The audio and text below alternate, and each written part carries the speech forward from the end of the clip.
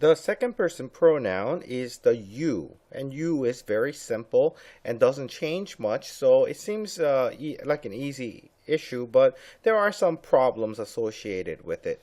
So one thing is it singular or plural? Is a question when you see a you, and we can tell by the context of the sentence which one it is, even though the verb form always looks plural. There's no s's, on the verb when you say you talk or you walk. There's no walks or talks because you're talking about one person, like we do with the third person singular. He walks, she walks, but not with the you.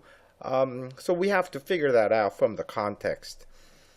Only place where it does make a difference is when you talk about yourself versus yourselves. If it's just one person, you would have a sentence like this: Bob, control yourself. Obviously, you're talking to one person, Bob, so you have to say control yourself. Whereas a teacher telling the students in the plural to control themselves, the teacher would say, hey, students, control yourselves.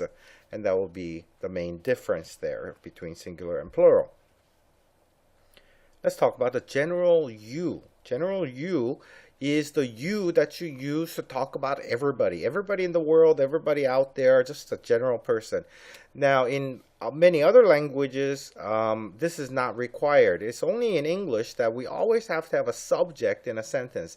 In some languages, the subject can be omitted, and without writing the subject of a sentence, it's still understood. It could be understood by the context who the subject of the action is. But in English, we don't get that option, and so we often end up resorting to the you to talk about, hey, you have to do this, or if you want this, and you got to do that. And that's just generally everybody. It's not you specifically, just one person.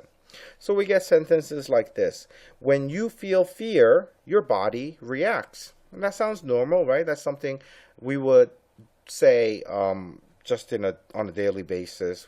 That's something we would normally say.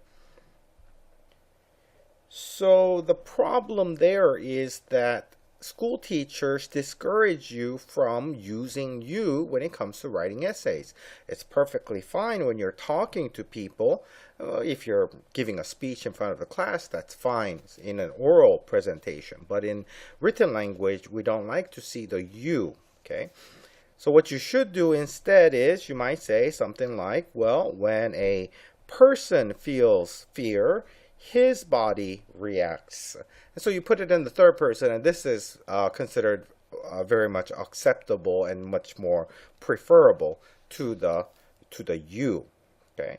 You can also use the first person and say, when I feel fear, my body reacts. That's also possible, right?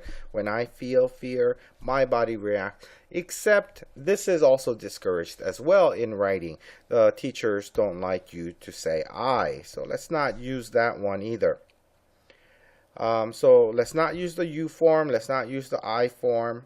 Okay, how about when we feel fear, our bodies react? This is another option. Okay, since we are talking about just generally a lot of people, everybody out there, we could use the you. And this is more acceptable than the I and the you. So this is, yeah, kind of, I'm going to put a circle on it. Okay, so we teachers don't complain too much about the we. So you could do that. Okay, but it's not as preferred as the third person. Possibly the best one might be this last one, where we say, when fear is felt, the body reacts. And we're just making a general statement without having to say who's feeling it. So when fear is felt is called the passive voice. And we do that, we use that passive voice. Fear is felt instead of somebody feeling that fear. We use that when we don't have a particular person we're talking about doing this action, so that when that subject of the action is not important or it's unknown and unnecessary to mention, then we would use this form. And so in a situation like this, that would be perfectly acceptable. Let's go on to the other problem of pronoun shift.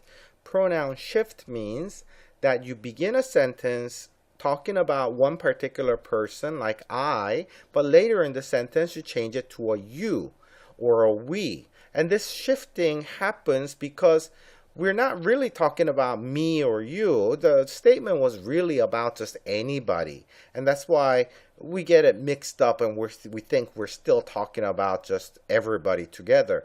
But when a teacher is reading your essay and analyzing, all the different parts, the elements of the sentence, we focus on those particular pronouns and we want all the pronouns to match up.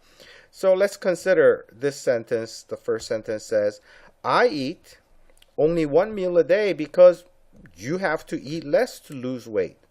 That sounds perfectly fine when we're talking, in speech.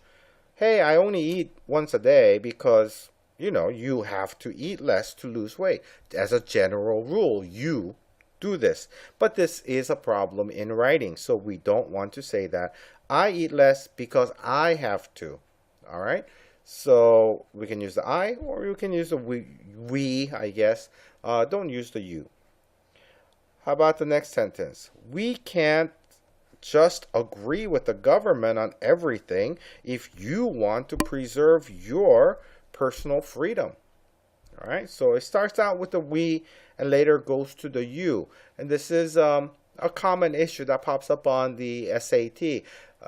It's much easier when you have a very short sentence like this to spot the error. But if you have a sentence, that's usually SAT sentences are even longer than what you see here. If you have a long sentence and then these pronouns are buried in it inconspicuously, then sometimes we lose track of our pronouns, we lose track of our verbs and the tenses and stuff, and we forget about it. We're not really thinking consciously. So a good grammar student, every time we encounter a pronoun, we think about it and we remember. When we see a new pronoun, we remember that it has to match up to the previous pronouns that we talked about. Okay, so you have to keep that in mind to be an acute grammar student.